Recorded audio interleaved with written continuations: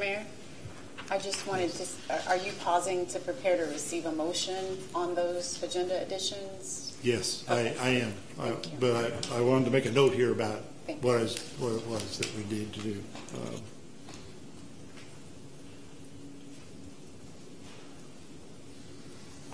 Okay, so do we have a motion for these agenda amendments? I guess I can make my own motion, can't I? You certainly may. Okay, I'll make a motion to add an item to discuss the governor's mask mandate and to remove the consideration of approving the Bel Aire Emergency Operations Plan and letter of promulgation. I'll second. First and second. All in favor say aye. Aye. Aye. All any opposed, same sign. Motion passes. The agenda is amended. Thank you. Next item is the consent agenda. It contains only the minutes of the June 16th meeting. Is there a motion to approve the consent agenda? Mr. Mayor, Mr. Smith. I'll make a motion to approve the consent agenda. I'll second. First and second. Any discussion? Hearing none, we'll go for a vote. All those in favor say aye. Aye. Opposed, same sign. Motion carries 4-0.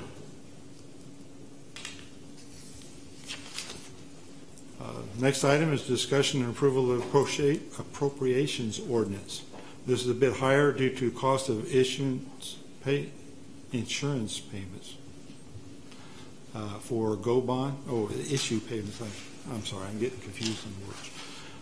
For Go Bond 2020 A, and in the amount of $20,500, $10,000 in COVID-related expenses, $46,000 in tax incentive rebates, $22,600 in to Bauman for engineering in Central Park 3, MKEC $28,000 for Woodlawn engineering, and $30,500 to Garver for Rock Springs 6 design. Also debt service to CCUA for water, Wichita water payment, and utility operations. Any discussion on appropriations orders? Mr. Mayor, I'll motion to approve appropriations ordinance 20-12. I'll second. First and second, any additional discussion? Hearing none, I'll call for a vote. All in favor say aye. Aye. Opposed, same sign. Motion carries 4-0. We have no city requested appearances, so we'll move on to citizens' concerns. Does the city clerk have any comments to read? We do have one, Your Honor, Mr. Gary O'Neill. Okay, and Mr. O'Neill's given me a card to, yes. to ask to speak. Yes, okay, thank you. Mr. O'Neill.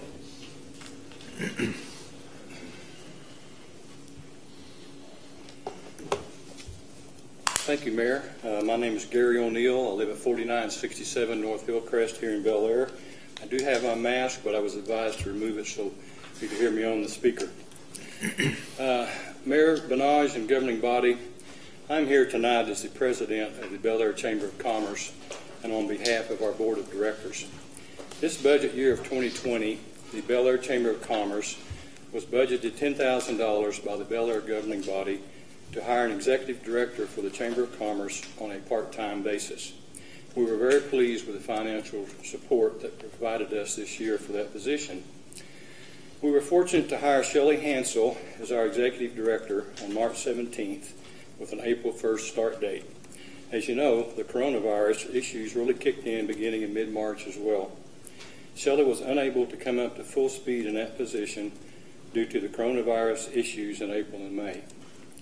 Shelley, being the competent, qualified, sought-after person she is, was approached to run for county commissioner in Sumner County and agreed to do so. Her chamber resignation was our loss and will be Sumner County's gain. We began our search again for an executive director and now have a very qualified chamber executive director from another Kansas community that we are negotiating with. You probably also saw our ad in the July Bel Aire Breeze. Last week in your budget workshop, there was discussion on not funding this position for 2021. We, as a chamber board, upon hearing that, were very disappointed. We have struggled over the years since the Chamber began with adequate staff time to help grow our Chamber in a proactive, professional manner. It wasn't quality of staff that hindered us. It was not enough dedicated staff time that hindered us. The Chamber, since 2009, has provided over $23,000 from our own Chamber raised funds to fund needs in the city of Bel Aire. We were pleased to be able to provide those funds for those needs. For the Bel Aire Chamber of Commerce to grow and help the Bel Aire community grow, we need qualified, dedicated staff for the Chamber of Commerce. We ask you reconsider your budget discussion and fully fund the Chamber Executive Director position for 2021. We would also like to invite Mayor Jim Benage to be our guest speaker at our August 5th Chamber meeting and luncheon, and any of the other council members who may wish to attend. Respectfully submitted, Gary O'Neill, President, Bel Aire Chamber of Commerce. And I have a copy of this I will give to clerk of your records and pass on to those who need copies, such as the mayor of the governing body members. And I got it in within 3 minutes. Very good. Thank you. I appreciate that. I appreciate the invitation. Thank you.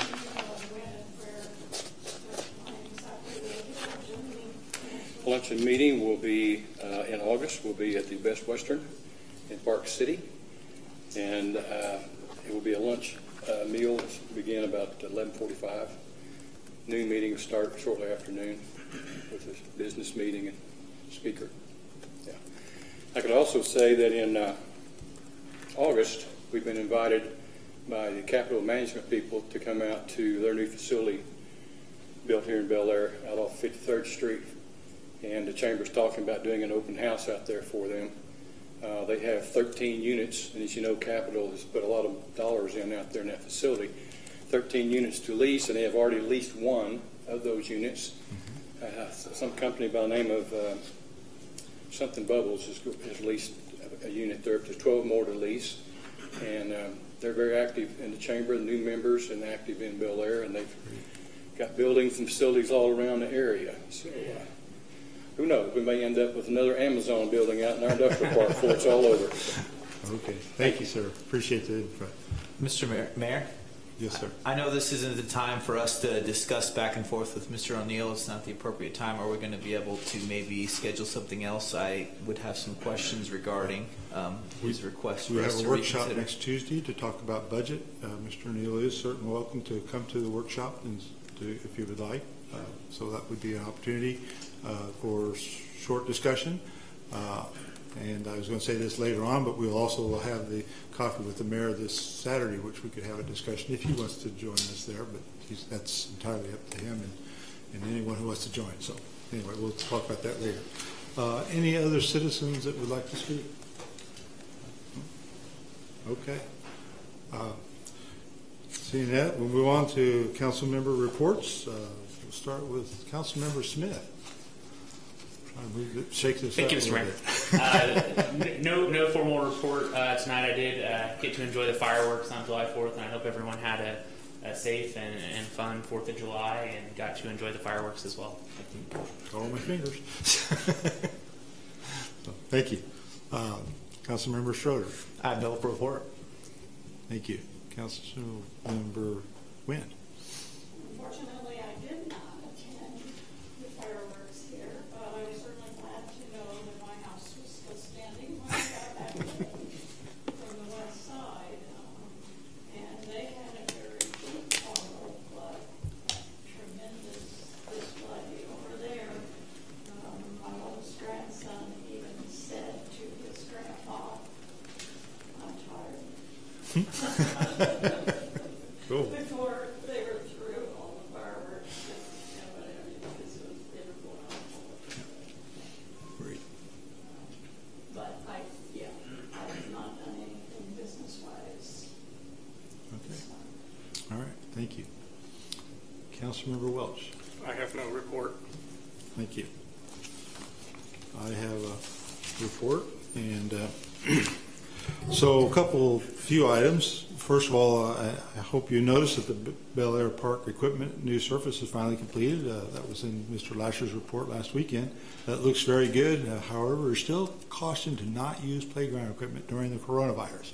So even though the equipment's there, we're still saying maybe caution is to avoid that. On June 24th, I did participate by listening to the White House biweekly call. We learned of an opportunity for economic development grant. Ted Henry, our Director of Finance, is looking into that, if and how we might be able to take advantage of it.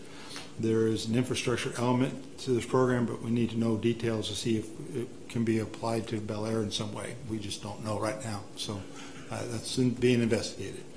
On June 25th, I attended the CCUA meeting with the Councilmember Smith. The board approved the 2021 budget, an RFP for financial audits, a proposal for financial advisor with Raymond James, purchase order for an electric pallet jack in order to evaluate and chemically rehab Park City well number 10. The board also reviewed the technical, financial, and managerial capacity survey for submittal to the KDHE. I also attended the 40th celebration here at City Hall. Social distancing was not an issue for this event. There may have been about 100 people that participated in games and food. Lots of folks showed up in their cars for the fireworks. It may have been 50 to 100 cars showed up for just the fireworks portion of it. So that was very good. I think attendance was good considering the need for caution in light of coronavirus. Heard lots of good comments about the great fireworks show. Some were surprised by the fuel bombs at the end. If you weren't here, you wouldn't have seen that. You couldn't see it above, but it was pretty cool and very surprising. So a big shout out to Bel Aire City Rec Center, especially Ashley Sherwood for her work coordinating the event. The Bel Aire Lions for the good food and snow cones, and many businesses and organizations that contributed money to make this event possible.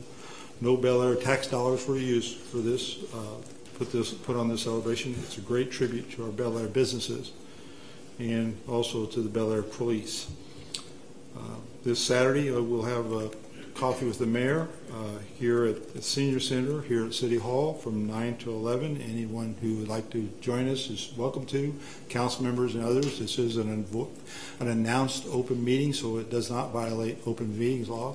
We can have a full quorum there if we need to. It's an invited open meeting. It's not a specific agenda, but it is for dialogue with citizens. So you're certainly welcome to come to that. And with that, I will move on to City Attorney report. Thank you, Mr. Mayor. Just wanted to let everybody know that the Senate and House adjourned until January 2021, and everybody's just going through all the legislative outcomes. One of the most important things they did is, since the governor's executive declaration of emergency is in place through September, they went ahead and, through their adjournment through the rest of the year, allowed counties and localities to effectively opt out of some or all of the governor's mandates, depending on findings, certain specific local findings that would have to be made. Sedgwick County went ahead and did that this week, since Bel Aire falls within Sedgwick County. Bel Aire, instead of, in the case of the mask order that the governor issued, is now under a mask, a strong recommendation to wear masks as opposed to the governor's order. So basically, it's a recommendation at this point, and the enforcement method of other executive orders that may come down that the county may not opt out of are civil. So if the governor issues another recommendation or another order, maybe stating maybe it would be a stay-at-home order under this emergency declaration, and the county decided to not opt out of it, the enforcement of that order would be a civil action. So it would not be something that our law enforcement would pursue through municipal court. They would actually go through the district attorney's office, in a civil case, which is something very different. This special House bill actually, typically counties and cities can always act in a way that's more restrictive than the governor's order. This actually allows the counties and cities to be less restrictive. So now they can go either way, only in relation to executive orders and only through January 25th, 2021. So that's one of the most, I guess, active areas of the law that we're seeing different counties exercise throughout the state. The city is currently dealing with the governor's order to suspend utility shutoffs and fines for non-payment has terminated. So now cities, including Bel Aire, are working with residents to get them back in compliance. The laws will revert to the customary laws for fines, for non-payments, and shutoffs. I know that Ty has his staff working very carefully with citizens to make sure that people can get on payment plans and such. But just wanted everyone to know that the governor's order is now terminated in that. And that's all I have. Thank you. Moving on to city manager report. Thank you, Mayor. Did want to mention, as our city attorney stated, with Sedgwick County and the governor's order, we are now recommending that people who visit City Hall or the rec center wear a mask. We have them available if they don't have one, but we are asking, we have signs on all the doors asking people to do that. The brush side is open this weekend, so if anybody's been out trimming some trees, they're certainly welcome to take that over. It's located between Rock and Webb on 53rd Street, about the half-mile line. And as you said, Mayor, I want to thank our staff, the rec center and police department for what they did to make our 40th on the 4th an enjoyable evening. I specifically want to thank our sponsors who gave money or donated money to pay for the fireworks in the event. And those are Garver Engineering, the Bel Aire Chamber, Heartland Animal Hospital, the Bel Aire Lions Club, Security First Title, Chisholm Trail State Bank, Waste Connections, and MKEC Engineers. So, thank you, Mayor. Very good, thank you. Here's the list. All right. Moving on to ordinance resolutions and final actions. Item A is to consider an ordinance authorizing amendment to agreements for payment in lieu of taxes for property tax abatement related to the city of Bel Aire. The city issued 2 IRBs for Phase 1 and Phase 2 of Next Level Hoops, which houses 12 basketball courts and a number of other amenities. Due to COVID-19 and other factors in getting the facility up and profitable, they are asking for an extension of property tax abatements. Evan Corey is here to share more about the facility and answer any questions. I think he's waiting outside, Mayor. Is he waiting outside? Yeah, there's a gentleman sitting out there. You have it?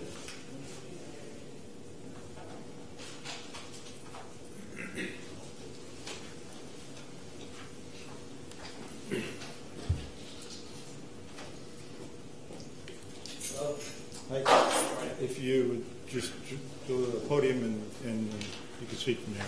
Sure. You'll be on the mic there, okay? Oh.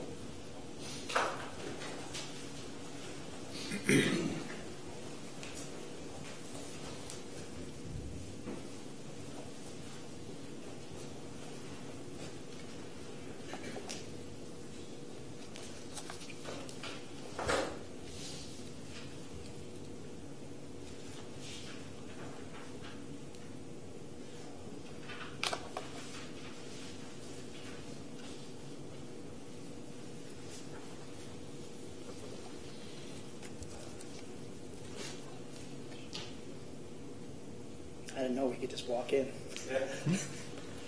Yeah. We do have some seating. Yeah, It looks absolutely. like a secret society going on.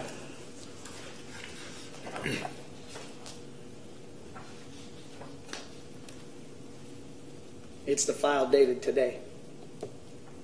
And the end.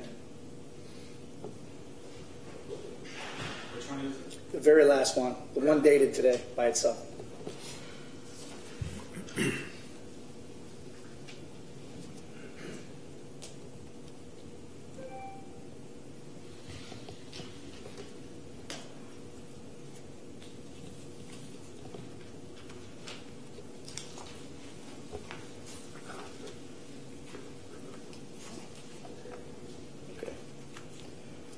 Good evening, everyone. My name is Evan McCory, and I'm one of the two owners of Wichita Hoops in Bel Aire, Kansas.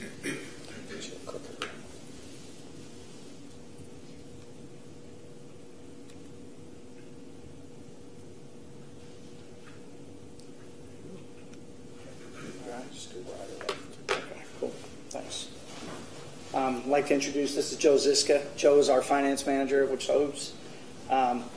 I had met with Ty and your business manager a couple of different times to talk about various projects and things that happen at Wichita Hoops. And Ty thought it might be a good idea if I gave you a brief presentation on who we are and what we do. I don't know, and I can go as quickly or as slowly as you guys want me to, but just basically to give you an overall idea of what's going on. So I'm going to just cover real quick what's going on with us with COVID-19, talk to you a little bit about our competitors, go through some background on what we're doing. We do have a request that we'd like to formally make, and then answer any questions you guys have. With everybody, COVID-19 has been a challenge for us all. We were actually on pace to have a record Q1 when our governor made the decision to basically shut us down. So we went, from having events every weekend and having teams in practicing and doing all this to basically having to close. We canceled 9 tournaments between mid-March and mid-June, and we had to lay off more than 30 people. With that said, I just want to let you know that we are current on all of our financial obligations. So we're current on our taxes, our bond fees, and we pay our bills. So we're very proud of that. I want to give you a little quick update. So a lot of people get the facilities confused in the Wichita area. So the Wichita Sports Forum is our somewhat competitor. They're not really a competitor because they don't do what we do, but they try to label themselves and lump them in with us. I want to let you know that our competitor is in a star bond district. And with that, they have been given more than $7 million of basically free money that we never had the benefit of getting. And the trade for that was that they were supposed to bring in these national events where they're going to fill up the hotels, they're going to have people, eat the food and shop at the shops. Well, really all they've done is bring people from West Wichita to the east side of Wichita. They haven't brought in any national events because they don't have the ability to do so. We are the largest traffic driver. Wichita Hoops is the largest traffic driver in the city of Wichita and certainly also in the city of Bel Aire. So again, I don't know, has anybody ever been to Wichita Hoops? Yeah. I went to one of your junior college tournaments, and so there was a lot of college, like Dana Altman was there, sure, Oregon, and so on and so forth. I played there those times too. Okay, awesome. Well, good. Appreciate that. So, just real quick. So, Wichita Hoops, our mission is to be the #1 facility, not in the city of Bel Aire, not in the state of Kansas, but in the entire country. We are basically 116,000 square feet. And we have 12 basketball courts and 14 volleyball courts, all housed under one roof. We're one of 4 or 5 facilities in the country that have 12 basketball courts under one roof. And because of that, it allows us to run a whole bunch of different events.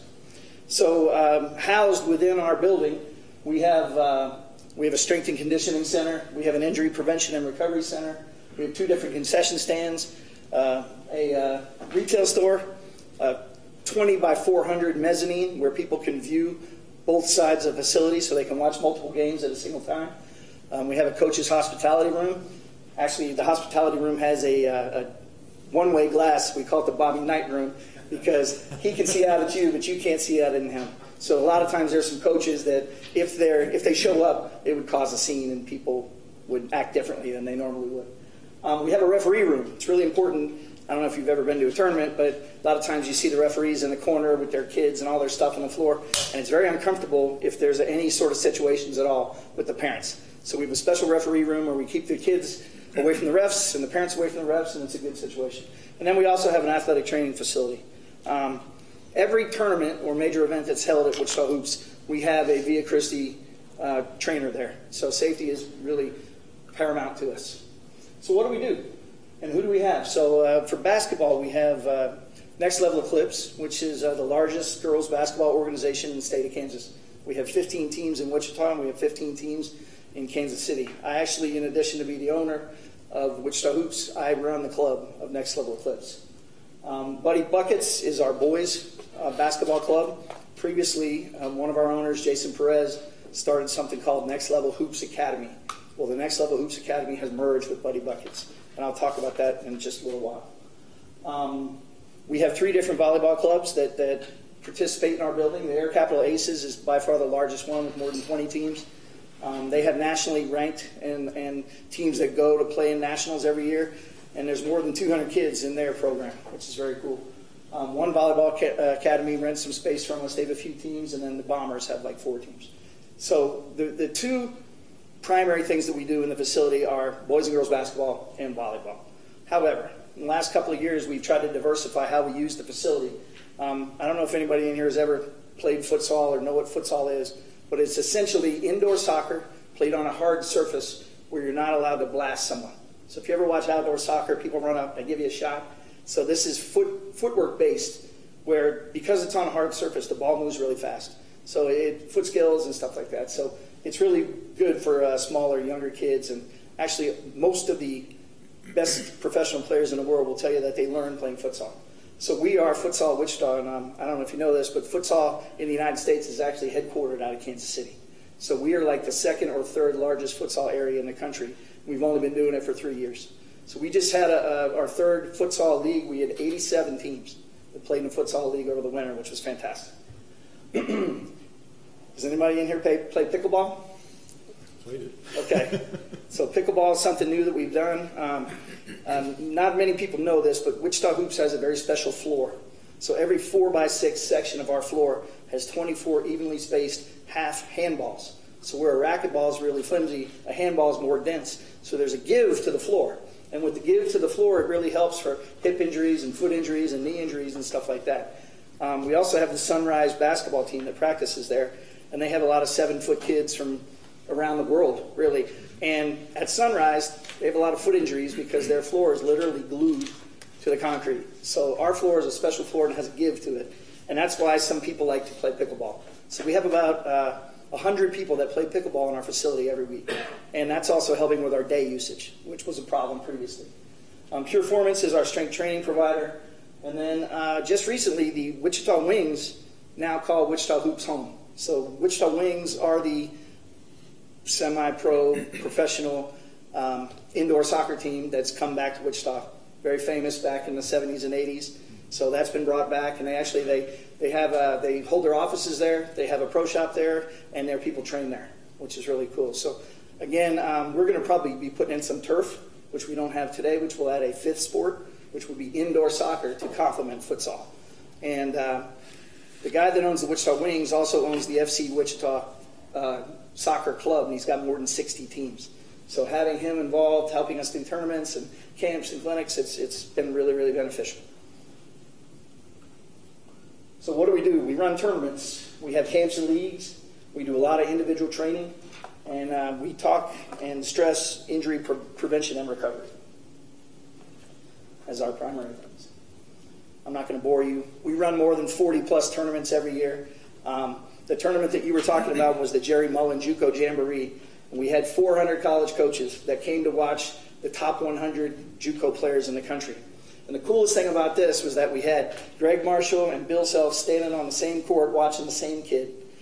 We picked up Roy Williams from Jabara. We picked up Dana Altman from Jabara. We picked up Bob Huggins from Jabara and brought them up. So the fact that Jabara Airport is in such close proximity to Wichita Hoops is really, really beneficial. It's unbelievable. So, we've been on ESPN. Something that I don't have in this presentation is that they did a little league of something called Division 6. So if you know anything about college athletics, you have Division 1, Division 2, and Division 3. So Division 6, if you think about it, is sort of way down here. And what it is they were only allowed to have one 6-foot guy, and they lowered the rims. So ESPN came out and actually did a feature on this Division 6 tournament, which was really cool. So just something fun that we've done in addition to our serious stuff.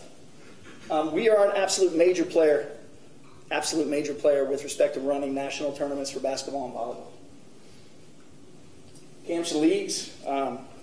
Everybody who's anyone has done their camp at our place. So Frank Mason, Landry Shamet, Clay Anthony Early, Frank Mason, all those guys have come, and they all picked Wichita Hoops to run their camp. Buddy Heald will be running a camp at our place, and I'm going to talk about him here in a minute. We run the Keeper of the Plains, which is a very huge volleyball tournament. This region happens to be part of the Heart of America region, and the Keeper of the Plains is one of the 2 big tournaments that this region runs every single year, which is really kind of cool. And then we have leagues for everything: volleyball leagues, adult leagues, kids leagues, futsal leagues, youth leagues. So a lot of leagues. And then training. Everybody that's a member of Wichita Hoops, so if they're a volleyball player or they're a basketball player, strength training is included in what they do. And we have a guy named Tim Semino that actually, his brother Mark played at K-State, and he was with the Chiefs in the NFL. Anyway, so he is our strength training coordinator, and he makes sure that the kids do the lifts right and do things correctly. And again, injury prevention is huge, and it's a big part of what we do. So I just talked a little bit about the fact that Next Level Hoops Academy merged with Buddy Buckets in 2020. Buddy Heald actually played at Sunrise. He's from the Bahamas. He went to OU, and now he's with Sacramento. And because of him, he's sponsored by Nike. And we're hoping that we're going to get a Nike sponsorship included in the building, which would also lead us to some other big tournaments. Their big girls tournaments are called EYBL. So if we were to be able to get that, that would be absolutely fantastic. I talked about the Wichita Wings, calling this place home. In addition to Sunrise, we've had many other of the small schools practicing and playing their games at our facility. A few to mention would be Life Prep Academy. They have their boys and girls basketball and their volleyball. CCA Middle School, Next Level Prep. And then Sunrise actually has 4 teams, three boys and 1 girls, including their national team. And their national prep team, I don't know, Joe, we've had 200 college coaches come and watch their practices during the day. So if you see these guys walking around Bel Aire, it's because they're coming to Wichita Hoops, which is really, really cool. I just talked real quick about adding turf. If we add turf to the facility, it's going to do more than just allow us to do indoor soccer. It's going to allow us to do football. It's going to allow us to do baseball, lacrosse, additional strength training, and stuff like that. So we see a lot of benefits and use for us adding turf. And again, like I said, it's going to add a 5th sport. I talked to you about all the basketball players. I forgot to mention Fred Van Vliet. I don't know how I could do that. And literally, Rashard Kelly last week ran his basketball camp at Wichita Hoops. I have a picture of him with my 12-year-old daughter, which is just cool. What a great guy. We do partner with the top organizations in the country. So that includes Prep Hoops, Premier Basketball, MAYB, Great American Shootout, which is about to have a tournament, and Prep Hoops in our building. USJN is one of the largest tournament providers in the country, and then we just did our first Reebok tournament ever. So again, a lot of the right people are coming to our facility. As I told you, we are the only facility in Wichita that's able to draw national tournaments, and we partner actually with Visit Wichita, and because of that, we've secured several of the following events. So we've, second year in a row, we've done the Land of Oz gymnastics meet, which is their big meet that they hold every year, and it brings people in from all over the state. The Keeper of the Plains, I talked about that volleyball tournament. We stole the National Wheelchair Basketball Tournament out of Louisville. And actually, because of COVID, man, it cut it. It was right in the middle of it. But if you guys have ever watched people play wheelchair basketball, it's one of the coolest things you've ever seen. And we're going to have that again next year. We have the National Homeschool Basketball Tournament. There's a lot of people that are not going to public schools, so they have their own leagues and their own national tournaments. So National Homeschool was right here in Bel Aire, Kansas. We had the first Kansas State basketball tournament in March, which we are scheduled to do again this next year. Again, it's a first, and they chose Wichita Hoops and Bel Aire to do it. And then we just talked about a little bit that you attended the Jerry Mullen JUCO Jamboree. Jerry Mullen actually moved his situation down to Texas last year, and he's pretty much done. We're going to run our own JUCO events starting in the fall of 2020. We already have our first girls event scheduled, and we're working on the first boys event. Oh, sorry. I went right by that, didn't I? Just a little bit about giving back. Twice a year, we hold an event for something called Kids Closet. And they lease out 3 basketball courts for basically nothing. And people donate gently used baby items and clothes and toys and stuff like that. And pregnant teens and unwed mothers can come in and buy stuff really at very reasonable prices. So we do that as a give back to the city, if you will, and then we do that twice a year. Jeff Hill runs a boys and girls basketball camp, and it's with the boys and girls basketball club in downtown Wichita. And basically 400 boys and girls come and they attend the camp for free. And again, we basically do an in-kind trade with them and allow them to utilize the facility for almost nothing. They get lunch while they're there. And the former Wichita State greats, Cliff Livingston, Xavier McDaniel, Cheese Johnson, all those guys that are Aubrey Sherrod, they come and they give back too to help out. But that's held right here in Bel Aire, Kansas. Each fall, we offer free ACT prep classes to actually our girls' volleyball and basketball organizations. So Tim Semino's wife is a guidance counselor at Southeast, and she puts on the ACT prep classes every year. So we don't just roll the ball out. We make sure we take care of the athletes, but we also make sure that they're getting good grades, and we're trying to help them get into school. So my last point here is that in 2016, it was our first graduating class.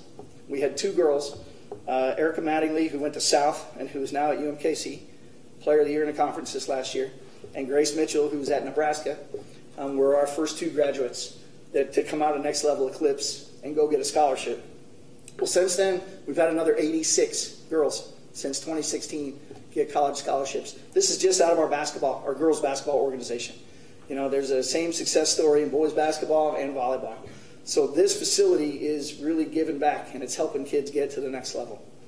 So it's something that we're very proud of, and I had to put my little dig there. 90% of them are playing basketball. So, you guys have any questions about anything I've covered so far?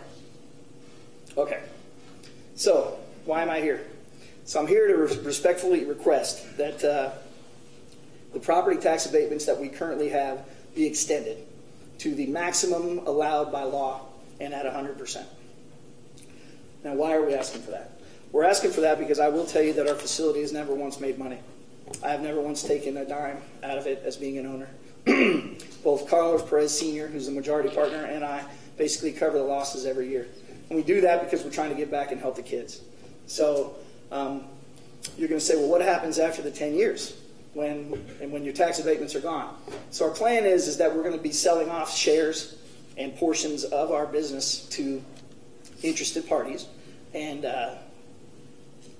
when that's paid off, we're actually going to be able to pay our taxes at that point in time. We know what they are. They're estimated between $200,000 and $250,000 a year. Today, that would pose a tremendous burden on us, I can tell you. So like I said, we're already contributing. That would absolutely kill us. And I think that from a cost-benefit point of view, Wichita Hoops being open in Bel Aire and attracting the traffic that it does is better than Wichita Hoops not being open because we couldn't afford to pay our taxes.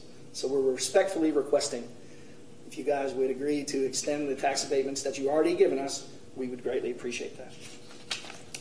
So, I want to thank you very much for your time and your consideration. And if you guys have any questions, I'd be happy to answer. Yeah, just curious. You say you've never made a profit there, and I kind of understand some of that. But do you have a pro forma projection of when you will start breaking even and make profits? So, I want to answer it in a different way. Yes, we have pro forma projections, absolutely. We are debt heavy, so until we reduce our debt, it's going to be difficult for us to do better than break even. So we have a break even plan, and actually this is going to sound ridiculous, but a break even plan is fine for Carlos Perez Sr. and I. I sold airplanes for a long time and was very lucky to make some money. Mr. Perez bought a piece of dirt that ended up having some oil on it, which has helped him out, and basically this is kind of our give back. So as long as we're not having to dip in too much, we're happy to continue what we're doing. The debt reduction plan is our biggest thing, and that's what we're working on right now. And when I talk about interested parties, so let me just give you an example. MAYB rents facilities all over the place to run their tournaments. And when the governor shut everything down, the first thing that closed were the schools. The second thing that shut down were the YMCAs. So all of a sudden, this guy who makes his living off of running tournaments and renting all these facilities has no facility. Can't run his tournaments. Well, if he owned Wichita Hoops, he could run his tournaments. We actually were able to stay open far longer than the Y. Pardon me. So that's an interested party. You know, the Wings are an interested party. You know, they're the ones that really want the turf in the facility. So they want the turf, they're going to have to contribute.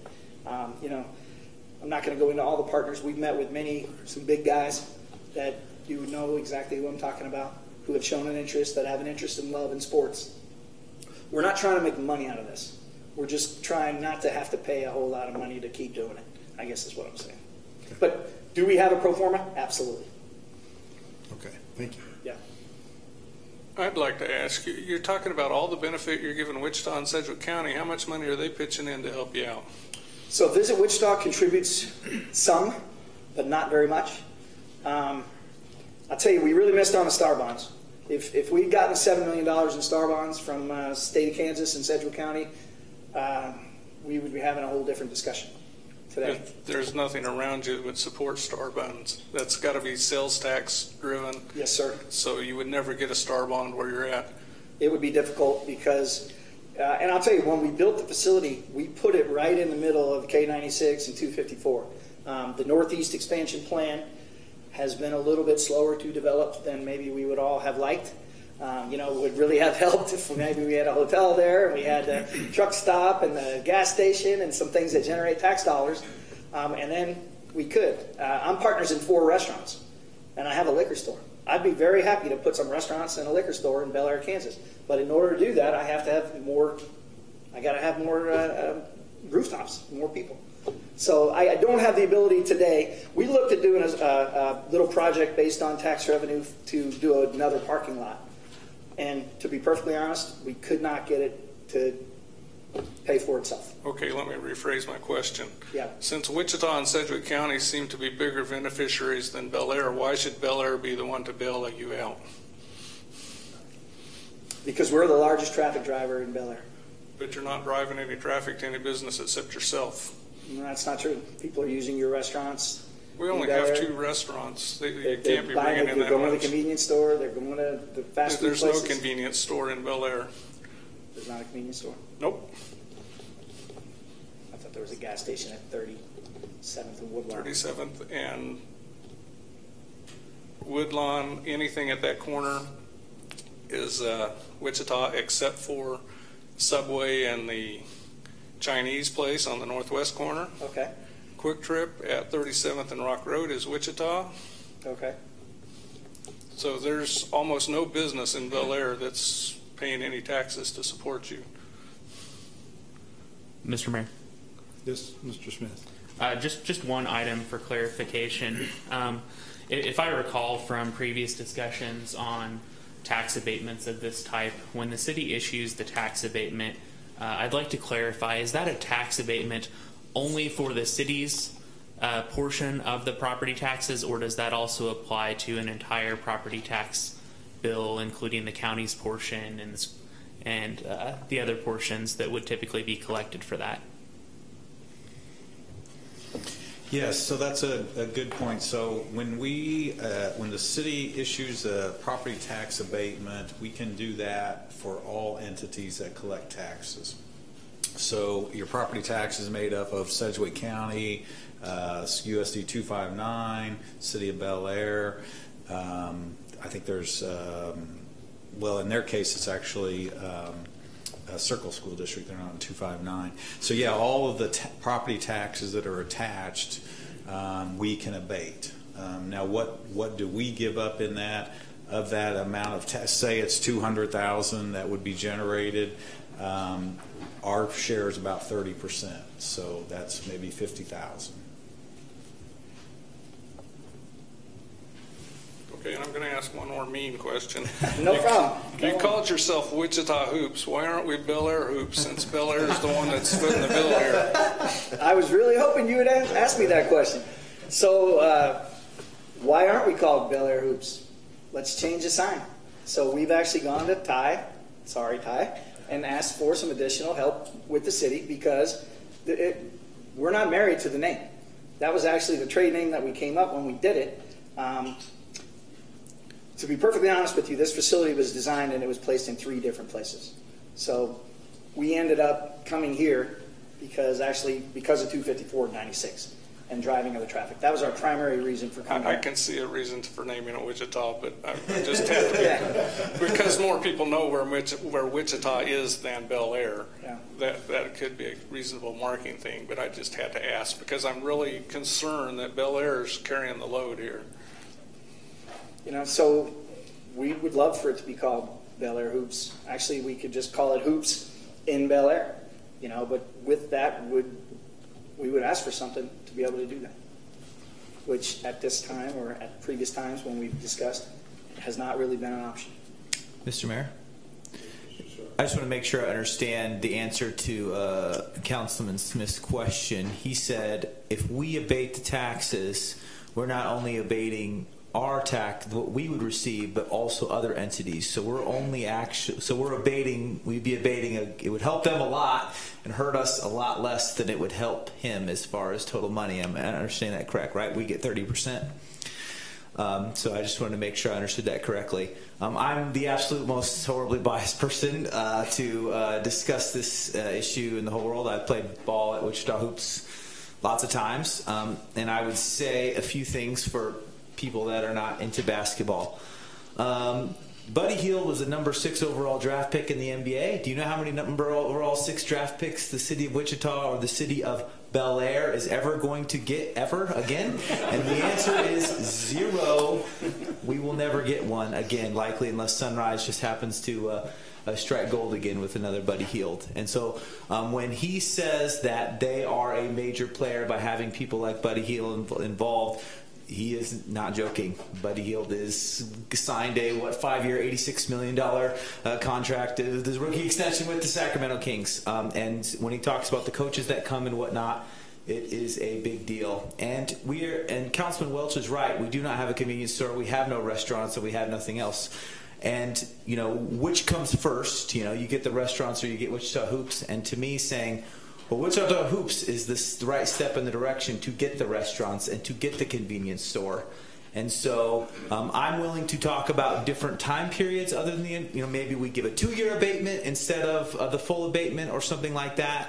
Maybe COVID after 2 years from now is fine and Wichita Hoops is roaring again and they don't need it, and maybe we can revisit it. I don't know. But I think they're valuable because when he talks about those groups coming in, the reason I went to that tournament is because a coach friend of mine who lives out in western Kansas was here to watch someone and recruit them for that. So as far as for the future growth and hopefully at least having a convenience store in Bel Aire, I think Wichita Hoops is a part of that. In general, I don't particularly like cities sort of helping businesses, but I think COVID is a pretty special, unique thing that happens about once every 100 years. And so I think in this case, maybe considering at least a couple years to keep them going through, I would be for it. Though, once again, I am the most biased person in the whole world on this because I love basketball. I'd like to keep them here. I'm not trying to get rid of them, okay? But I agree also that I don't think we should be just talking about a 10-year tax abatement just because of COVID. It should be 1 or 2 years at the most. And if we have to, we could reconsider later. But we actually have tax abatements today that you've already previously approved. So phase 1 basically had 50% aggregate. Phase 2 was a little bit better. And basically we're just trying to shuffle it out just a little bit more. And I did not bring those details, but Ty certainly got them. If you really want to shuffle it out, then maybe we should consider I'm not sure what the term is, a temporary, so that we extend your end date and give you 2 years of, I know you don't, but that's something we could do is extend the end date and give you a 2-year gap or something. I see lots of no's. I'm interested in thoughts from our city manager and city attorney on this. I know that there's some statutory requirements around what we are allowed to do and what we are not allowed to do, and I think I maybe am remembering from previous discussions the period of time in which we have authority to make any sort of change might be limited to 10 years. Is that correct? Yes, so when an IRB is issued, there's 10 years from the date it's issued. So for phase 1, which is the series 2014, it was going to end in 2024. So if you extended it through 100%, it would be for 4 more years is all that's allowed. For the second phase, which is 2015 period 1 and period 2, the period 1 would run through 2025, so 5 more years, and period 2 runs through 2026, so there's 6 more years on that one. So when we talk about an abatement through the end of the bonds, you're looking at 4 years on the first one, and then 5 and 6 on the other one. And that's all that's allowed because you have given tax abatements. I will tell you that for series, the first phase in 2020, they were to pay. It was basically a 85% tax abatement, and then it was going to go to a 75% tax abatement, and then 2023 was going to be a 30% tax abatement, and then in 2024 is a 90%. So basically what the council had done when that was issued, did the 100% tax abatement up until 2020, and then it was going to start going down after that.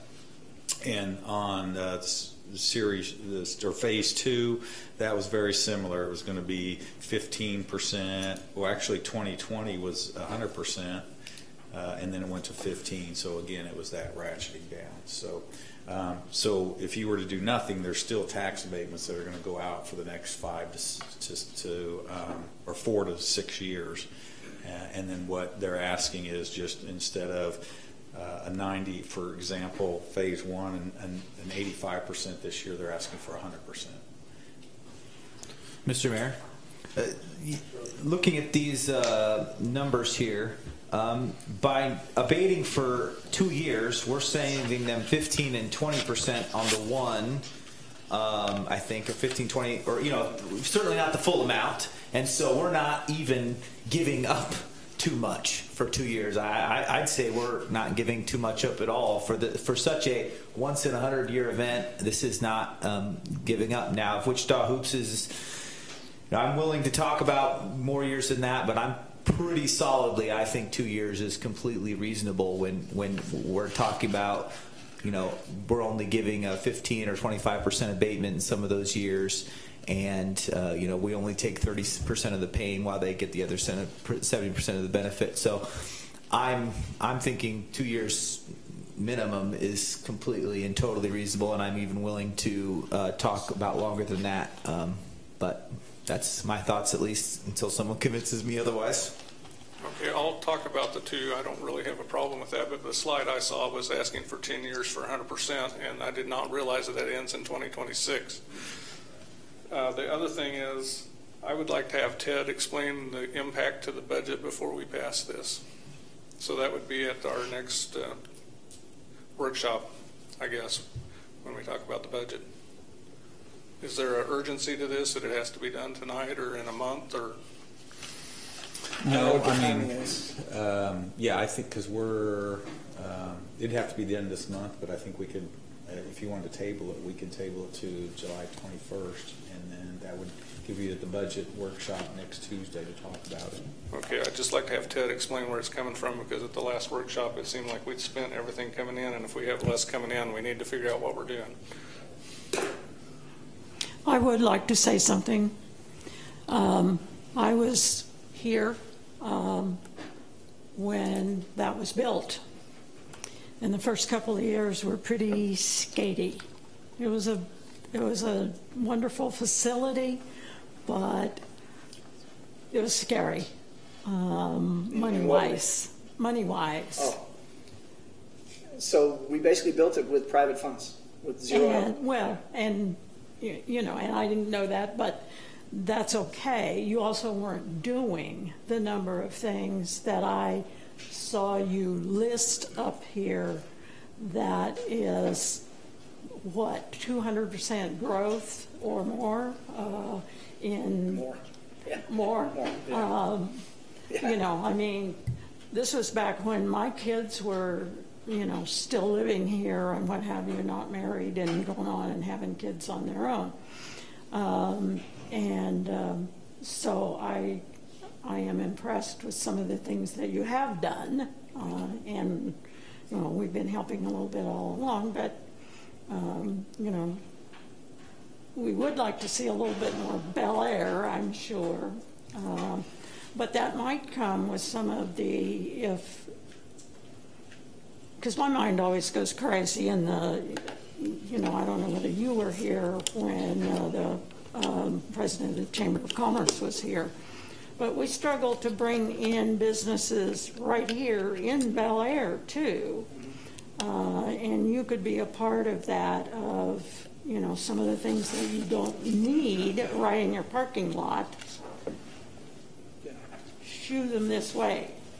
And one of the things that we had wanted to do was actually see if we could get the Bel Aire Rec Center to merge with Wichita Hoops. I mean, we can certainly offer all the programs that are offered at the Bel Aire Rec Center at a much bigger facility. You don't really have your own youth leagues and stuff like that. And if the ones you do have are kind of small, you know, they could roll in with us, and you know, they could be branded as Bel Aire youth leagues and stuff like that. It would have. I'll just give you an example. There is a facility that is 3 courts that's outside of Oklahoma City, Oklahoma, and they don't happen to have the best Y system in the entire country. So from Monday through Friday, from 9 to 3, the city rents out those basketball courts because they're basically sitting there empty. You know, we struggle against the Ys because are you going to drive to Bel Aire or are you going to stay in West Wichita at the Northwest Y, right? But if we were to make that more of a true workout facility and maybe be the Bel Aire Rec Center, I think it would drive a lot more traffic towards it. And day utilization has been one of our issues with our growth. I dare to say 2 or 3 years ago, if you shot a cannon, you would hit no one in the middle of the day. Now you'd kill a bunch of pickleballers. And just kidding. But you know, today we have all these teams that we brought in that are practicing during the day, and they're actually paying. You know, having Sunrise and Life Prep and CCA come in and utilize the facility has been fantastic. But I think that there could be more synergies between Bel Aire and Wichita Hoops. And again, we're not necessarily married to the Wichita Hoops name. It's just what it was. You know, because we do things other than hoops. You know, we do futsal, we do pickleball, we're going to do indoor, we do volleyball. We're the best volleyball facility in the state of Kansas. Rock Chalk is not as good as what we have going on here. It's just not in Lawrence. And people will tell you that, the people that know. But again, for us to change the name would be significant, not impossible. And it's something we'd be willing to discuss to help drive traffic. I think more of a partnership together between us would be beneficial for both of us. I absolutely feel that way. Good. So I think a little bit more communication back and forth would be helpful. I'm very happy to do you know, that. Just showing up on this thing is not always the best way to get. To be fair, I'm in pretty close contact with Todd. Well, he doesn't always pass everything. He knows. He's very busy. He's very busy. Mr. Mayor? Mr. Schroeder. When he talks about the best facility, I mean, I guess I don't know if it's the best. I haven't been every gym in the country, in the state, but it's better than Wichita Sports Forum. I mean, it is as far as a basketball facility. If you're going to hold a tournament, Wichita Sports Forum has like 4 courts. And if you want to watch more than one game at once, you can't, because what are you going to do? Watch across all 4, stand on the end, and Wichita Hoops with the thing in the middle, be able to walk back and forth with the glass. I mean, it's like one of the best ones, and so he's not kidding there. And I understand Councilman Walt's concern about the finances. I think that's a good idea. We should look at that and look at the financial ramifications. I also would love to hear what we think. Maybe Tristan or someone think what the value of renaming the name would be, because I think that is something they'd be giving up. They're going to spend a lot of money on branding, because all of their shirts right now say Wichita Hoops everywhere. The courts say it. And so I'd be interested in looking kind of what we think that value as well, because it's not zero. I mean, branding and buying Under Armour polos and whatever else you buy with all that is costs money, and so there would be value there if they were willing to change their name for sure. Mr. Mayor. Mr. Smith. Yeah, so I just want to share my thoughts on the discussion here. I do think that this organization does provide is a tremendous asset to the community and could eventually serve as the cornerstone for a lot of development in that area and be very attractive to attracting other businesses around it. I also connect with the concern on maybe zeroing out the tax abatements for the remaining through 2026 time period all at once. At this point, I'm more interested in a couple of years and see where we're at type of an approach. And maybe what that looks like is just shifting those fee or the abatement schedules down by a couple lines in each column. That's where my head was at as I reviewed this, is maybe let's start by shifting those down a couple of lines and, you know, making it 0 for those 2 years, and then letting it step up 15, 25, 50, and then ultimately it would be, you know, 100 at that point, because there wouldn't be anything in between 50 and 100, but going ahead and just shifting that schedule down a couple of lines as a first step to then maybe revisit that in a couple of years to see, you know, how's the growth occurred, you know, how are things going at that point in time, because I think we're not limited to only amending this once, if I understand correctly. So, but I also really like the idea of hearing from our CFO on this matter and really understanding how that'll impact us from a budget perspective if this was funds that he'd already projected into our revenues. And I know we've got some tight times ahead as we've got our land debt payments that kind of balloon for a couple of years. It's pretty tight margins, and so want to make sure that we're not going to do anything that puts us at risk there. So, thank you. Thank you. Mr. Lasher, do you have any comments you'd like to make on this?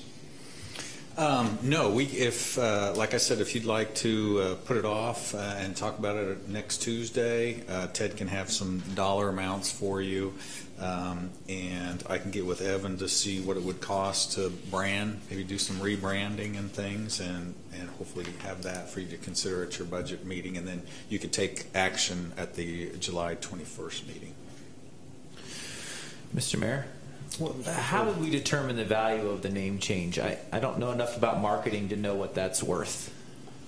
Yeah, I don't know if anybody wants to take a stab at it, but I'll just tell you what I have seen when companies change their names, okay?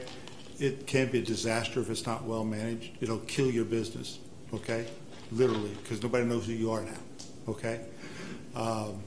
But I have seen it done successfully also. I was with an aerospace company here in town that has gone through 2 of them. During the tenure I was with them, okay? It didn't hurt them. So it always matters how you market it and how you manage it. I'm not sure how Mr. Owen would feel about it. If Mr. McCurry, would feel about it. What he would have to do to make sure that he doesn't lose his recognition by doing that. You know, there's a lot to be said of regional recognition.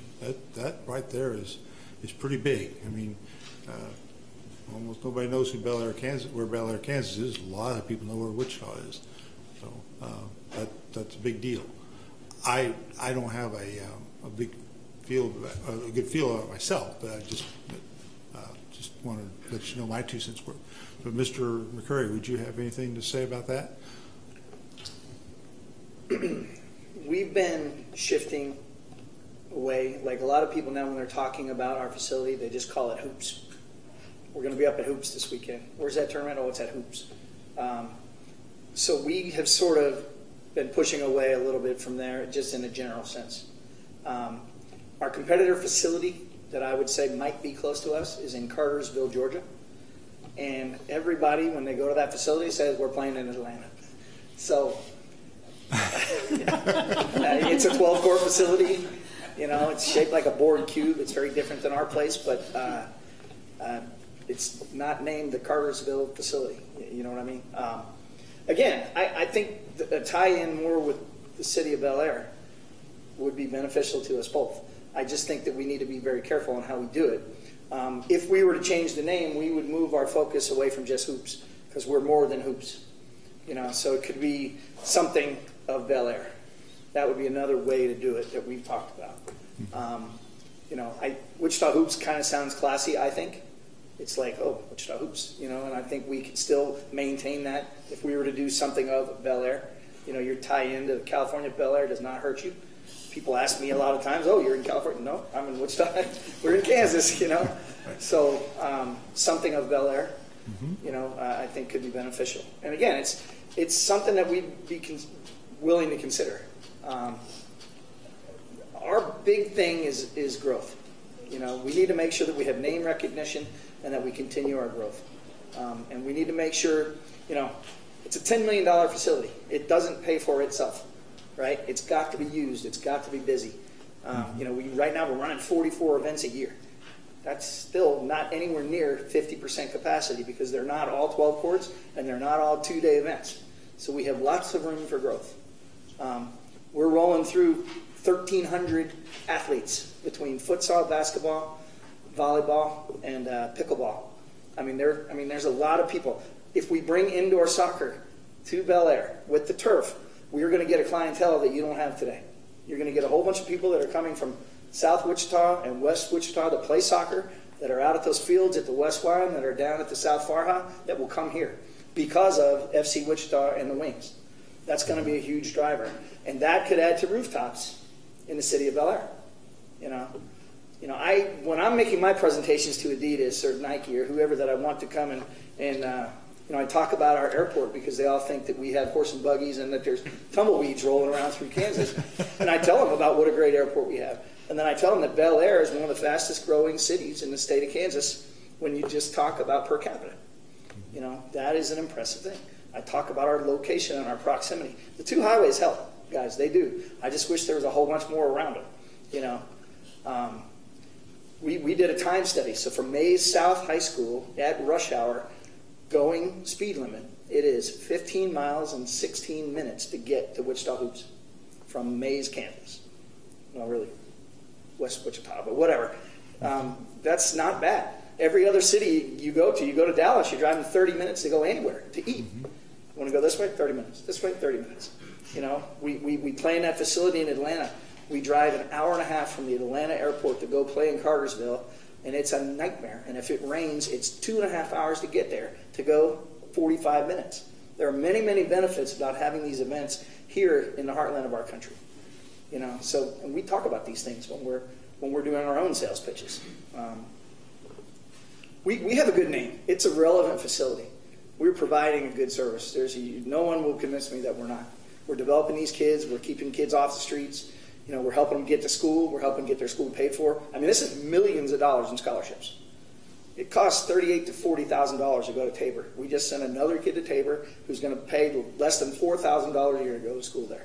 We'll multiply that by 4. That's a lot of money. So again, you guys are helping fuel that. Day usage, Monday through Friday from 9 to 3, from August 15th to May 15th is our biggest challenge. That's again where if we talk about this rec center tie-in, and doing some of the youth programs with the city of Bel Aire, that could be very, very helpful. If we had mommy dropping Johnny off at school and coming to Hoops to do her workouts, that would just get us a lot more traffic.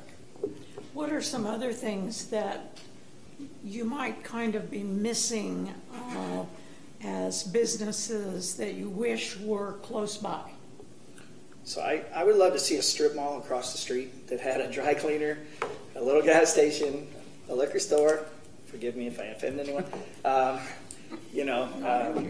couple of Subway, a couple of little restaurants. That would be great to start. Could it be just north of you? Yeah, that would be great. Anything within a mile, I could help you probably. think it out. I talked to Ty. There's an interested party that might want to move a school right across the street from us, which would generate all kinds of traffic, which might be very beneficial to us all. I at one time considered putting a hotel in myself, and I talked myself out because of not enough traffic. I'm partners in Greystone, Dino's, Oak and Pie, and Stearman. We can certainly put another restaurant in Bel Aire, Kansas, as soon as traffic can justify us doing it. Happy to do it. Again, these are all things that we talk about, but there's got to be some give and take. Stearman's not exactly right next door. No, it's not. We actually acquired Stearman in January from a deal that we could not turn down. Okay. I'm an aerospace guy too, just like Mr. Benaj. And for us to tie in with Stearman was absolutely fantastic. And we actually had a Stearman at our grand opening do the welcome. Okay, we're getting way off topic. Pardon me? We're way off topic. Oh, yeah, sorry. Mr. Mayor, Go ahead. Mr. Smith. I'd like to make a motion. I'd like to move to table item A to our next council meeting to give us an opportunity to consult with our CFO on the financial implications of this item. I'll second. A motion to table and a second. Any additional discussion? we do not need a roll call vote on this, do we? Okay. All in favor? Any additional discussion on this? Mr. Mayor? The only thing I would say is I do want to encourage you guys. I think in general it sounds like the intent of the council is where, you've got to see the numbers. Even I don't think would vote for you as the fanboy that I am without seeing the numbers. So don't take that as a discouraging sign. I think you should see the numbers. Yeah. So I think Absolutely. we are super supportive, and we want businesses to thrive in Bel Aire, and we don't want to sound like we just got to make sure we don't not look at the numbers and shoot our buzzer or something like that. Right. So Absolutely. But we certainly want to see you guys succeed. Well, thank you so much for your time and your consideration. Ty has our contact information. I'll leave a couple business cards. If anybody has any questions, you can just let us know. We have a motion on the floor. We need any additional discussion on the motion? Hearing none, I'll call for a vote. All in favor say aye. Aye. Any opposed, same sign. The motion carries. This item is tabled until next council meeting. And thank you, Mr. McCray. I appreciate the information. It's very informative. Thank you very much. I appreciate all your time.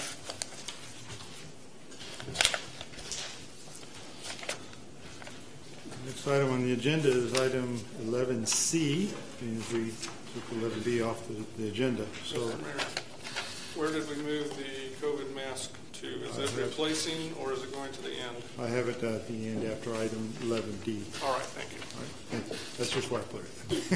It's okay. I just wanted to make sure we weren't skipping it. No. Item C is consideration of approving an ordinance concerning the amendment of Chapter 2, Article 10 of the Municipal Code of Bel Aire, Kansas. The governing body discussed the land bank chairman's ability to vote on all matters of land bank where the mayor does not have the same ability with council members. As a result, our city attorney drafted a revised ordinance for the land bank to mirror the same powers of the mayor and chairman. Jackie can share her suggestions and answering questions. Thank you, Mr. Mayor. So yes, the way we would be able to eventually change the bylaws to not have the mayor vote is to first change the ordinance. So once the ordinance is changed, if it's approved and published, then at the next meeting the bylaws could change to conform with the ordinance. Right now the ordinance allows the mayor to vote. The changes we made to get rid of that, there were a couple of options that council still has. Council could altogether deny the mayor the right to vote, and the mayor would be the chairman, guide the meeting, not vote. Or council could mirror the role that the mayor has at our regular council meetings, which we all kind of better understand. So if council would want to do that, the changes for that action are here. I hadn't, when it was discussed prior, I hadn't heard any inclination to completely stop the mayor from voting. I understood that the citizens expected the mayor to have a certain role in governance in all bodies. So the language here is to have the mayor perform the same role. So I'll read this one section under the amendment because I think this states the changes the most clearly. It's in red. The mayor shall perform the role of land bank chairperson in a consistent manner with that of the role of mayor as to running the meeting, voting, vetoing, and breaking a tie. If there are other questions. Mr. Mayor. Mr. Smith. I'd just like to say that I think this makes a lot of sense. I think it makes sense to make the rules of the land bank consistent with the rules of our council meetings. It will eliminate a lot of confusion and I think help us all keep, roles and responsibilities of our duties in those capacities clear. And so I personally am in favor of the change that makes the mayor's role consistent with that of mayor in the land bank. Very good. Thank you. Any other discussion? Mr. Mayor, I concur with that. It makes no sense to have different rules for different situations when they're almost all the same. So I am ready to make a motion. Am I able to read this directly? Will that bring in the motion, Jackie, in the way in which we're talking about it, reading this motion directly, or do I have options that I need to pick a correct one? No, council member, you can read it as it's stated in the agenda, except one point. The ordinance number is going to change because the prior ordinance wasn't passed. We're actually changing the ordinance number, which won't matter once it's in the code. The ordinance number will go away and it'll be a section in the code. But for now, if you're making a motion, I'd ask that you use ordinance 656 for the clerk's records. This one's numbered 657. 656 is what you want? Correct. Okay. I am not seeing that number. We're on C, correct? We're on C. It's not in the agenda, but it is on the copy of the... Oh, God, yeah. So when I read that motion, do I need to put that number in there? Not. Okay, all right. I was like, where am I at in this number? So, Mr. Mayor, I motion to approve an ordinance concerning the amendment of Chapter 2, Article 10 of the Municipal Code of Bel Aire, Kansas, modifying the voting authority of the Land Bank Chairman within the city of Bel Aire, Kansas, and authorize the mayor to sign. I will second. Motion and second. Any additional discussion? I would like to make one comment about this, and I think this makes a lot of sense because it is what the citizens expect when they elect a mayor. They expect him to have the same authorities throughout his responsibilities. So I think that makes a lot of sense, and I appreciate your willingness to do this. I guess if I could just add a comment.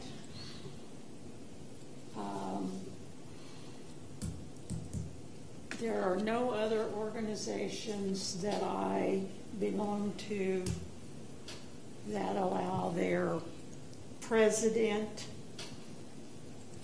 equivalent of mayor in our what we're speaking about, to vote. And it does concern me a little. I don't think you're going to run off with the treasury or anything like that, but it does concern me a little bit that we're kind of stepping out of, having someone who can basically you'd just be able to vote any time as what we're kind of getting to. I'd like to correct that. This is a motion to reduce the chairman's voting authority. Currently, the chairman of the land bank votes just like all the council members with the same authority as the council member. This is to remove that authority and only allow the chairman to vote if it's a tie. Okay. Okay? Okay. So just to make sure you're on the same page there. Okay? Yeah, well, I have never served, a long week. Very good. So I don't know what all their rules are. All right. Thank you. So, okay, I will erase everything I just said. How's that? Okay. Any other discussion? Hearing none, I'll ask the city clerk to call the roll. Call the vote. Excuse me. Mr. Jeff Elsoff is absent. Dr. Joel Schroeder. Aye. Mr. Justin Smith. Aye. Mr. John Welch. Aye. Ms. Diane Nguyen. Yes. The motion carries. Motion carries 4-0. And Item Mr. D Mayor- is... Sorry, Mr. Mayor, if I can say, those following the publication, in the packet, it's listed as 657. When you see it in the newspaper, the ordinance will be published as ordinance 656. 656. Correct. Thank you. Item D, consideration of approving the revised council meeting rules of order. Language is added to allow for the meeting to be conducted in person or electronically. We discussed the draft of this at the workshop on June 27th. It is now ready for formal approval. Any discussion concerning item D? Hearing none, do we have a motion? Mr. Mayor, Mr. Smith. I move to approve the revised council meeting rules of order as presented and authorize the mayor to sign. Second. First and second, any discussion? Hearing none, I'll call for a vote. All in favor say aye. Aye. Aye. And opposed, same sign. Motion carries 4-0. I didn't vote. Oh, do you want to abstain or do you want to vote? Abstain. Okay, so I correct the count. The vote is 301.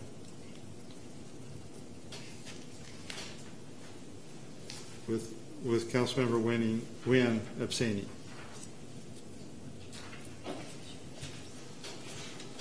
The next item is the item we added to the agenda, discussion of the governor's mask order mandate. And Mr. Welch asked that this be added to the agenda, so let's let Mr. Welch present what he wants to say. I don't have a formal thing to read, but I do believe that the Sedgwick County failed in in rejecting, making it not mandatory, making it optional to wear a mask. I believe that we should endorse the governor's plan to require masks in public places. If we take it as she has written it, there is no civil penalty, there is no police action, but it is mandatory, which is a little bit stronger term than making it recommended like Sedgwick County did. And I'd like to have Bel Aire make it a mandatory condition. Mr. Mayor. Mr. Smith. I'd like to hear from our city attorney on our authority in this matter. I know Sedgwick County has the Sedgwick County Commission, and they have the Sedgwick County Board of Health with a county health officer, and they've discussed this issue. I guess I'm just a little bit confused as to how our role aligns with their role and what our responsibilities are as compared to their responsibilities, and who has the discretion and authority in these matters. So you're exactly right. The county had to make certain findings before they were able to come to the conclusion that they needed to do something different than what the governor mandated. House Bill 2016 does give municipalities, including cities and counties, the authority to make certain findings. In this situation, you haven't spoken to a health director. You would have to argue if we were to change if we were to impose a mask mandate today at this meeting, you would have to rely on some sort of factual basis to come up with a reason for why the mask mandate would be warranted. And that's just not feasible right now because you don't have data or anything. If the council wanted to make those changes, they would want to, like for instance, Wichita decided to make masks mandated. They were able to rely on the Sedgwick County dashboard information. They were able to talk to some health experts and have those folks testify as to the danger. And then they were able to come up with an ordinance citing those findings and then deciding to make masks mandatory. Sedgwick County did the same thing and ended at a different conclusion. So Bel Aire could also do the same thing. We'd also need to draft a state of emergency, which is very simple. It would just be council making a request to the mayor to determine there is emergency warranting an ordinance. So to directly answer your questions, there would be two steps. You'd have to make some findings, and then we'd have to declare an emergency and pass an ordinance. And so I guess to add to my question, if I can, where we stand today, the governor has issued an executive order that applies to the state. Correct. The county has issued some sort of resolution or order that applies to the county. The city of Wichita has issued some sort of ordinance that applies to the city of Wichita. Where does that currently leave Bel Aire without any action on the council's part tonight? So exactly. Bel Aire falls within the county, so Bel Aire is under the county's order. Okay. So the governor's order is not, masks are not mandated in Bel Aire because we fall under the county. Okay. Are we not able to go back to the state health department and use their recommendations as our basis? We would have to make those recommendations, and I'm not comfortable enough to tell you the conclusion of those recommendations. I can guess what they probably say, but in order to make those findings, we would want that information at least presented to us by an expert or prepared for us in some way. Okay, other cities are making this mandatory, such as Newton. Do they have their own health department that's giving them the data, or are they just doing it and saying the heck with it? Okay, maybe I'm not, I didn't mean that we needed to have our own data that was created here. I'd say we have to show what we're relying on. So whether if you want to rely on like Wichita, for instance, their entire ordinance is relying on state data and county data. So they made an ordinance that's different than the counties, but they relied on this data. Bel Aire would want to show some due diligence in showing that, yes, we looked at the data and we're making this based on these findings here. Okay, we've all seen on the nightly news that the infection rate is going up, the death rate, the hospitalization rate's going up. Is that not good enough data? It's good data. It's just you'd want to be able to cite it in the ordinance. So without exact numbers, I can't. I think what the city attorney is trying to say is that it would be almost impossible for us to get you the emergency declaration and the ordinance tonight to cite those things. If you want to move forward, we can certainly have all that ready for you. We're having a workshop next Tuesday if you want to have a special meeting and allow the city attorney to get the ordinance in place and the emergency declaration. We could do that, and then at that point at a special meeting you could make the decision and we could get it passed. Okay, I would like to see us do that. My main complaint is that I go to different places and see some people with masks and some without, and I'd like to at least have Bel Aire, since we're so close to Wichita, follow the same rules. If you three tell me you're going to vote against it, then we're wasting time. But like I said, it wouldn't be anything that would be enforced. I just want it to be made a strong statement to our citizens that they really should be doing this. Mr. Mayor. Mr. Smith. The one thing that I'm thinking about as we discuss this is I'm wondering how applicable this might even be within our city, given the number of maybe public spaces that we have. It might seem that there aren't that many, retail stores, that many commercial establishments that are actually located in Bel Aire, where this would even have a significant impact on them. And I know it's going to be. It sounds like a lot of work and a lot of taxpayer investment is going to have to go into writing up this ordinance, citing the findings, maybe even bringing in some experts to help us, gather that data and make sure we're preparing that in the exact right way. But I do connect with Councilmember Welch's sentiment on doing something to really encourage the public to, take this seriously, to wear a mask. I might even wonder if instead of being so formal as to go through the process of an ordinance that maybe reimposes what the governor did that was undone by the county and jumping through all of the legal gymnastics, maybe the council should consider a resolution that encourages the citizens of Bel Aire, whenever social distance can't be maintained, to wear a mask, and do that through a strongly worded resolution. Okay, I kind of would allow that to happen, but my concern is that it applies to more than just a couple of businesses. It also applies to City Hall and the rec center, other public places like that. If two people get together in the park, it would apply. It's going to be tough to enforce, and I don't expect anybody to enforce it. I don't want to ask our police to enforce it. But again, I think we need to say something strongly. I guess I would be very much in favor of a resolution. I am not a fan of making a mandatory order, simply because I know that there's a variety of reasons that people may not maybe should not be wearing a mask, and they have to make that individual choice. I don't think that we as a government body could actually do that. That's my personal view of it.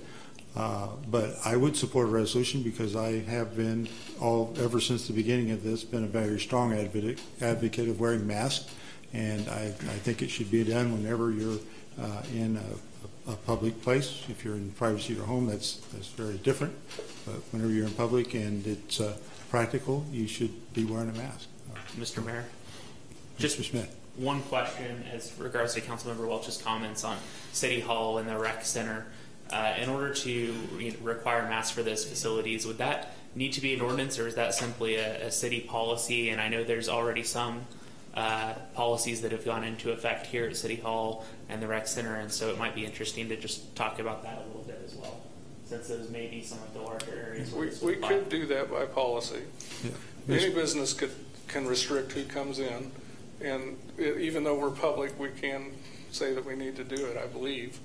I'm not seeing anybody argue against that. And one more thing, though, before I forget, the governor's order does have quite a few exemptions in it for various reasons, so that people cannot wear the mask. And that's another reason not to have any real enforcement, because you don't know and you really don't want to go up to people and ask them.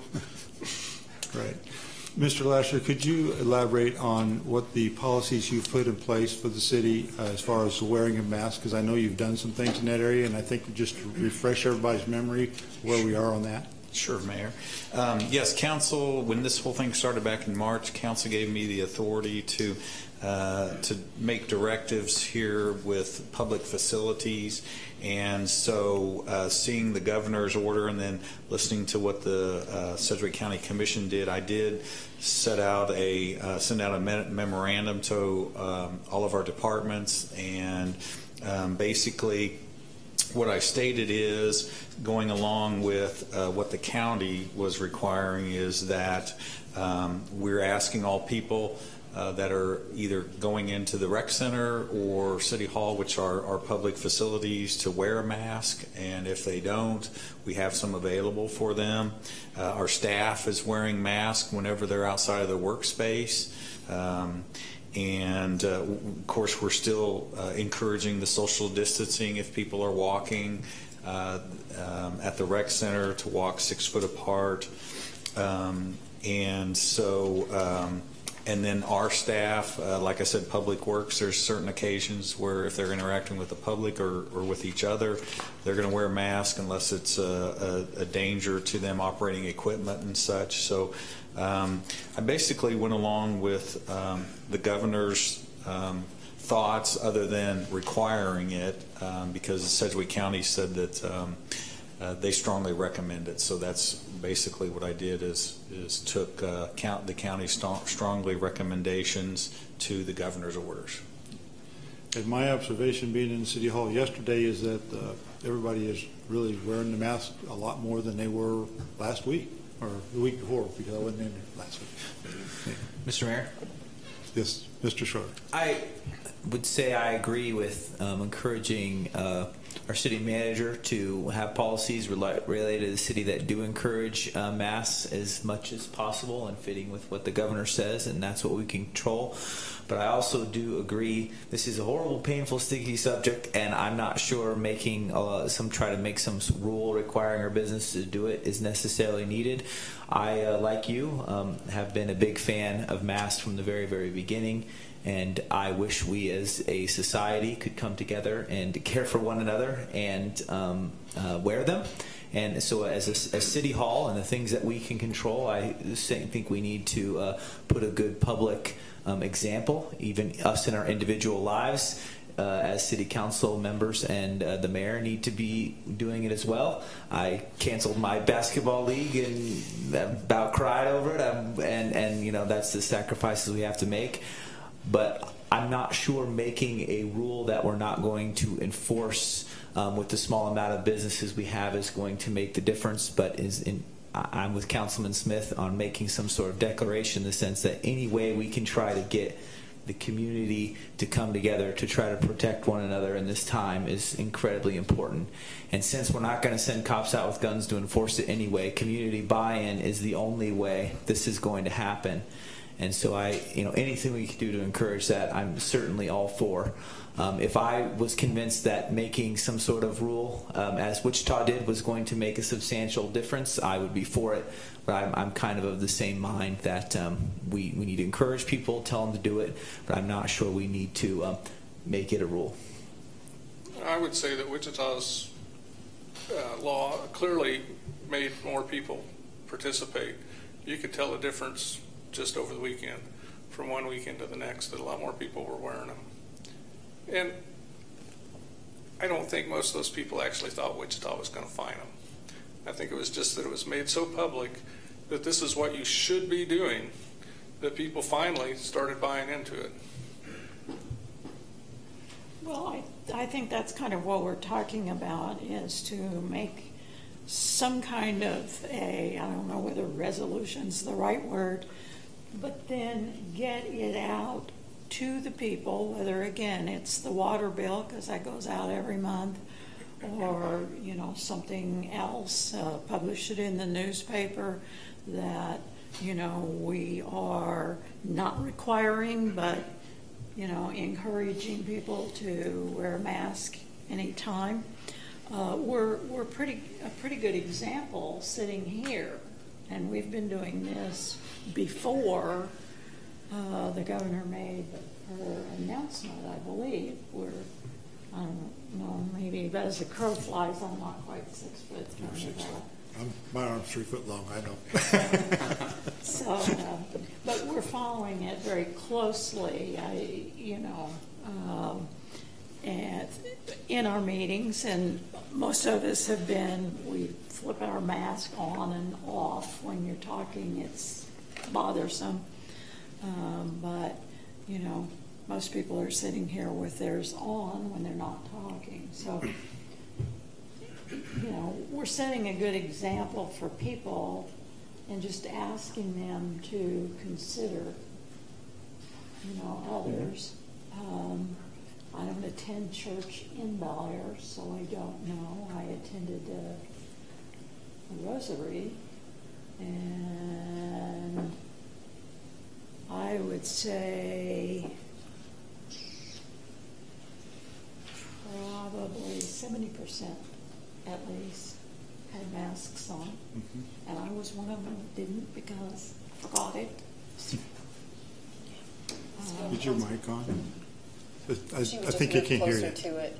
You need to just be closer to it. Getting tired, I leaned back. Mr. Mayor, just to talk, I agree with Councilman Welch's assessment this weekend. A lot more people were taking it seriously, but it's probably hard to parse out whether that was because of the government's order or the city, because those kind of happened almost exactly at the same time. So, I mean, I guess if I go to some Bel Aire businesses and they're all totally ignoring it, and Wichita isn't, maybe I could revisit that. But I'm not super convinced that was the reason for the change. I think the governor's order might have been. So just my thinking on that comment there. But if my information be updated, I'd certainly change my mind. Well, it's pretty apparent that we cannot take any formal action tonight because we need something drafted. Do we want to give city attorney any direction on what to do in this matter? Or? Mr. Mayor. Mr. Smith. Is it true that we can't take any formal action tonight on an ordinance, but we could take action on some sort of declaration or resolution tonight? Yes, and I don't want to say you can't take an action on an ordinance. I don't feel that you meet the threshold with the findings that we're talking about to take action. So I don't want to say you cannot do that. But I think you could. Certainly, I think you'd be very successful with a resolution. An oral resolution is lawful. Or if you'd want me to write a resolution and bring that to the meeting, or have a special meeting anytime within the time you feel comfortable. How formal would the resolution have to be? Could we just say that we, the City Council of Bel Aire, strongly endorse the governor's recommendations on mask wearing, and then have City Hall and other places make it a requirement because we're allowed to do that? Yes, so you could say you move to adopt a resolution and say everything you're saying. Now, when you say the word requirement, that's kind of going to be tricky. It certainly can be, and I believe it is a requirement for employees, but for patients coming into the building, if you were to require it and then deny them service because of that resolution, I'd be a little concerned. Because you're now, I think you could say a resolution in the strongest terms you'd like, but I would not use the word requirement. If you want it to be an absolute requirement, it should be enforced through code. Through what? Through an ordinance. Through an ordinance. You can certainly make a requirement burden on your staff, rec directors, everybody else. So how do private businesses make it a requirement on their customers? Are we not in the same hole somehow? Explain the difference, please. So private businesses would require that anyone coming in wear a mask, and then if somebody failed to meet that requirement, that would be a trespass. And that's how they would enforce it, through trespass by failure to meet the requirement, and that's how they'd win. And you can't trespass on city property because there are no owners. Well, and I want to say that what it's going to come down to is certain folks, you're compelling them to be here in order to get water, in order to vote, in order to get things that you require them to have, or to assert their rights. So I would recommend doing that through an ordinance as a city. Okay, so I guess at this point, I don't want to put an undue burden on you for something that's probably not going to make a big difference. But I would like to make a motion that we have a resolution that we strongly endorse the governor's mandate on wearing masks. Oh, and I left. And that we publish it in the Bel Aire Breeze and on the Facebook as much as we can to get it out to the public. They even go as far as posting it on the doors of the City Hall and the Rec Center.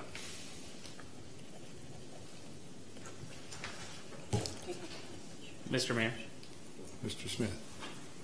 I am certainly supportive of a resolution encouraging the public to wear masks. My concern with the motion that was just presented is that it specifically references the governor's order, and I think I would personally find that confusing as to how a resolution of ours that referenced the governor's order in conjunction with the county order all fits together. And I guess in my mind that just really makes it complicated for myself to wrap my mind around, and maybe for citizens to wrap their minds around. And I would maybe prefer to see us adopt something that was just a little more targeted towards what we're really trying to express to the public there, which I think we're all saying we'd really like to encourage the public to wear masks whenever possible, because this is a serious thing. We'd like to encourage businesses to ask customers to wear masks, but we're not going so far as to craft an ordinance to make it required, because we know that we're not actually going to enforce it, and that's going to be a very lengthy endeavor if we did want to go down that path. And some of us aren't actually supportive of it being an enforceable thing anyway. We'd prefer to just encourage people to do the right thing and rely on people to make the right choices for them, and encourage that through marketing and through education and advertising. And to some extent, the more that we make it a requirement and pass ordinances and executive orders and laws about this, I think it contributes to it being more of a political issue than a health issue, which I think it really is more of a health issue. And so I've got some concerns there as well. So all that to say, I'd like to see us pass a resolution that's maybe worded a little bit differently. So I'm certainly open to wording it different. That was just off the top of my head. If you can come up with a better way to say it, write it down. And Okay, so we have a motion that has not been seconded, and I think if I understand the rules of order correctly, we either have to act on that motion to get a second, or let it die, or replace it. And I think Mr. Welch has to replace it at this point. Is that correct? So, Mr. Mayor, I would recommend you would ask Mr. Welch to clarify his motion or to craft the motion, and then once you pursue the second, if it dies, then we can replace it and do other things. Okay. But I don't think the clerk has clear direction on what the record of that resolution ought to be. Right. Okay. And that's part of the concern I have is trying to do this right now, but is getting that clarity. But I understand the concern. I'm certainly fine to do that if we can get the wording crafted that is acceptable. So if you would like to recraft the motion. I'm not sure how to recraft it, but I don't want to take 2 weeks, and I don't want to take 10 minutes of council's time to work on recrafting it. Mr. Welch, it may be helpful if you look at the governor's order on page 2. I might suggest the first two whereas statements on page 2 of the 5-page order. She did. I'm sorry, I don't It looks know like where that. is. Looks like that. Did I give that to you? Yeah, She walked around and passed them out. Just well, then it must have got mixed into everything else. Okay. Mr. Mayor, Mr. Schroeder. as Councilman Welch considers that, I think I did have an opportunity to read those 2 lines as Councilman's, and I think those do encapsulate it pretty well, because I do agree with Councilman Smith invoking talking about the governor's order and kind of tying it in with an order maybe is not the way to go, but I think the language here in these 2 lines would be acceptable for me. Which 2 lines are you looking at? I think I Page 2, the first 2 whereas Top of statements. Page 2.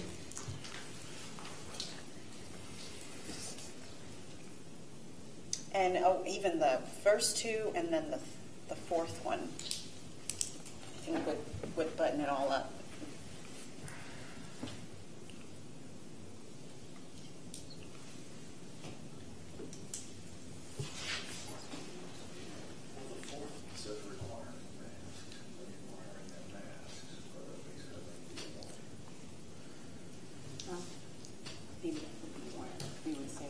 Good spreads requiring that.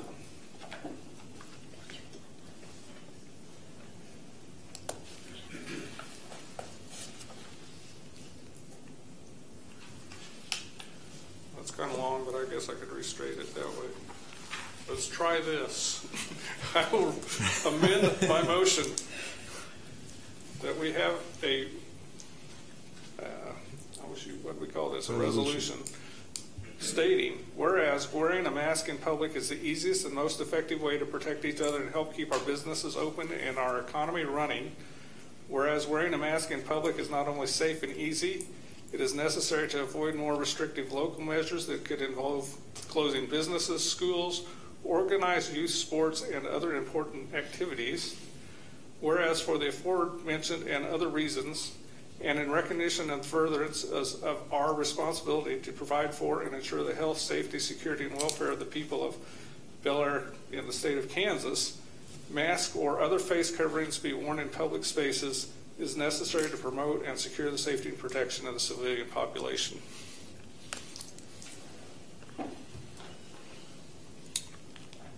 So we have a motion on the floor. Is there a second of the motion? Mr. Mayor, just a clarification question. I believe the motion stated, whereas masks or other face coverings be worn. I don't know that there was, I heard a clear verbiage as to whether that was to require or to recommend that masks or face coverings be worn. Could I ask for a clarification on that, please? That left out requiring or recommend. I wasn't sure that. So you just left out the verb? Yes, totally.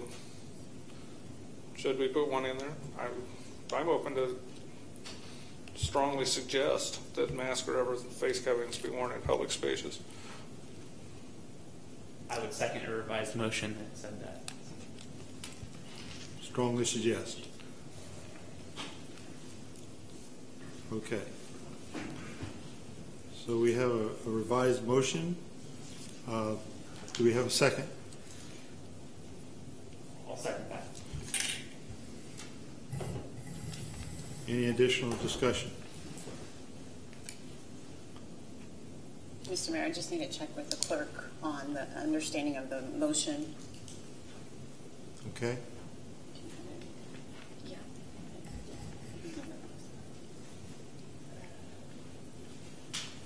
Okay, we're good. Are you okay? Yes. Very good. Any additional discussion? Hearing none, I'll call for a vote. All in favor say aye. Aye. Any opposed, same sign. Motion carries 4-0. I would like to call a 10-minute recess, and then we'll come back and go look at item 12. Mr. Mayor, Yes, I'll make a motion for a 10-minute recess. Second. thank you. And we need a vote. All in favor say aye. Aye. Opposed, same sign. We are in recess for 10 minutes.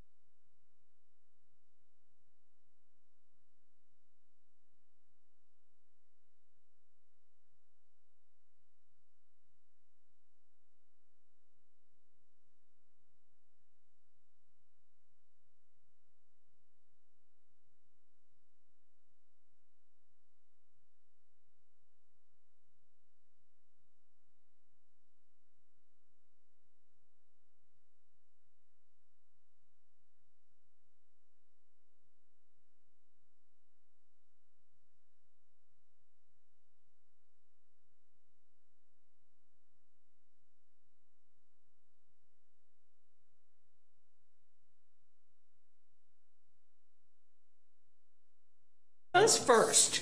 Yes. We ordered them through you. I ordered a whole bunch of them for the city, and I'm sure Kyle let you have one. Yeah. So that's what he's been doing. He's been in the city. I heard that. He's got these dampers going in. What's all that? Yeah, he's doing all kinds of stuff. Stop over there. Okay, so our 10-minute recess is over. I call the meeting back to order. So item 12, executive session. I'd like to ask for 20-minute executive session. So we have a motion. Mr. Smith. I'll move to go into executive session for the sole purpose of discussing the subject of consultation with the attorney to discuss legal assessment of a certain matter pursuant to the KSA 75-4319 exception for attorney-client privilege. Invite the city manager and city attorney. Is the finance director here? The meeting will be for a period of 20 minutes, and the open meeting will resume in city council chambers at 9:25 p.m. All second. I have a motion and a second. Any discussion? Hearing none, I'll call for a vote. All in favor say aye. Aye. Opposed, same sign. Motion carries 4-0. We are in